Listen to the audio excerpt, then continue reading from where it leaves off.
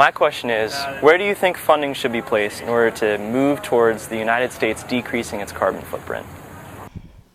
Mr. Coons. Well, the most effective investment in reducing emissions of CO2 and other things that cause greenhouse gas warming is energy efficiency and conservation. There was a significant investment in the stimulus bill in getting municipalities, local governments, the private sector to invest in efficiency and conservation. And those are investments that reduce emissions, put people to work, and can develop cutting-edge technologies that make our systems operate better and to reduce not just the emissions, but also the operating expenses. In Newcastle County, we took $3.8 million in EECBG grants and combined it with $4 million of our own and retrofit 20 county buildings. We reduced our operating costs, we reduced our emissions, and we ultimately put folks to work here in our own community.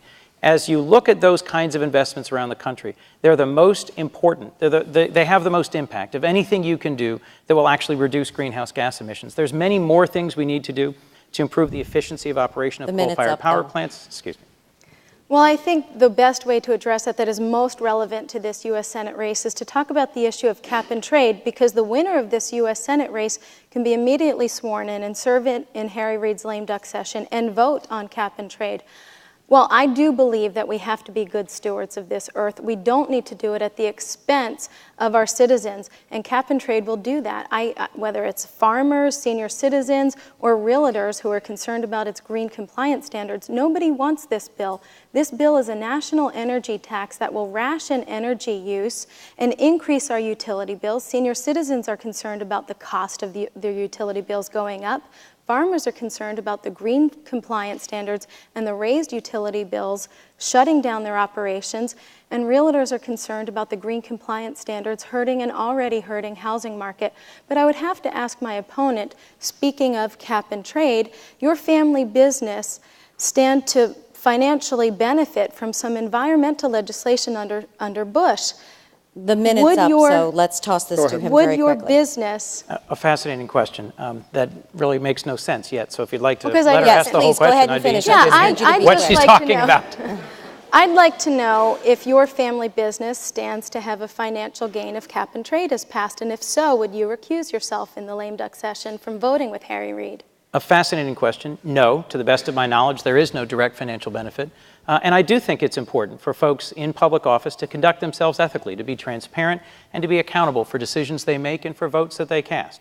I am someone who thinks that greenhouse gases are a concern, are a problem for the long term.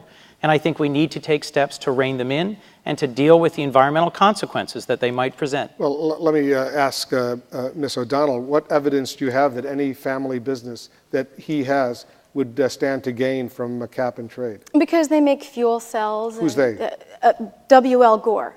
They make some of the stuff that will be required by these businesses to regulate cap and trade. So, is that true? That's quite a stretch. Gore makes over 1,000 products. It was difficult for me to understand from her question what she was talking about. Gore is a company that makes lots and lots of products, from implantable medical devices to dental floss, to some membranes that are component parts that go into systems that go into fuel cells. Fuel cells are not currently fielded broadly in the United States.